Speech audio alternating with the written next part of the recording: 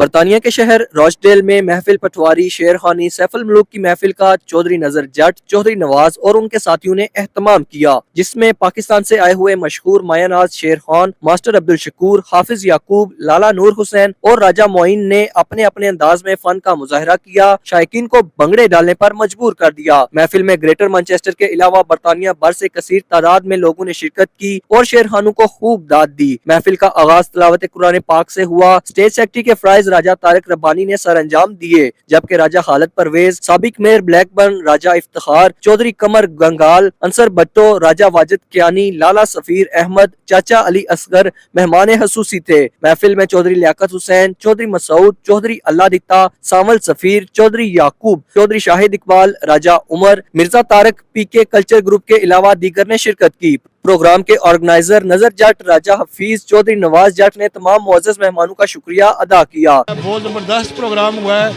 ये हमारी जो आने वाली नस्लें हैं उनके लिए बहुत ज़रूरी है कि जो माँ बोली ज़ुबान है उसको हमने कायम रखना है, इसलिए हम इधर आए हैं, इसको शेर ख्वानी को प्रमोट कर रहे हैं। सानू बड़ा ही पसंद आया, बड़े आवाम इकट्ठी हुई सी, सारे बड़े बड़े दूरों लोग आए सन सारे, तो असा चाहने कि अज प्रोग्राम रोज़ होन तो असा सारे इंजॉय करिए। ये अपने मुल्क अपने इलाके ना एक साड़ा पटवारी सकाफत है एक सारे।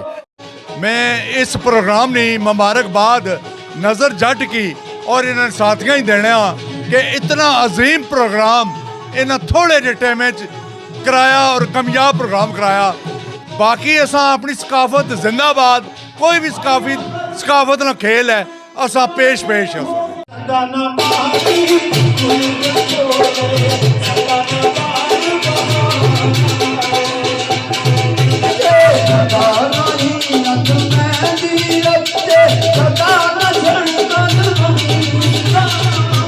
मकाम पर महफिल शेर ख्वानी ने इत्माम किया। जनाब चौधरी नज़र जट साहब और उन्होंने दोस्त जनाब चौधरी नवाज साहब और मुख्तलिफ शहरों विचों दोस्त अहबाब शरीक होए और अज ऐसा ही महसूस होया कि अस अपने मुल्क च बैठे हुए हैं। अज देश दी यादां ताज़ा हो गई और अपनी जिस सकाफती प्रोग्राम है इन्हें किसी तरह जिंदा रखना चाहिए। बहुत शुक्रिया।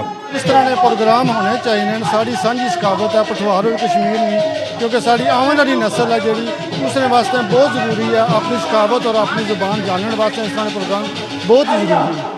मैं अपने दूर नज़दीक तो आए सारे मेहमानों का स्पैशली शुक्रिया अदा करना चाहना, जिन्हें इस मुश्किल वक्त में इतना कीमती टाइम कड्डी दसों को लाए तो बहुत कामयाब महफिल हुई तो संगी बहुत मायूस होए। मैं स्पैशली थैंक यू करना चाहना JK न्यूज़, बहुत शुक्रिया, बहुत थैंक यू तुसां जो टाइम दिता, जी कवरेज की ने बहुत अच्छी कवरेज की ने। तमाम आया मेहमानों ना मैं बहुत खसूसी दिल तो शुक्रिया अदा कर।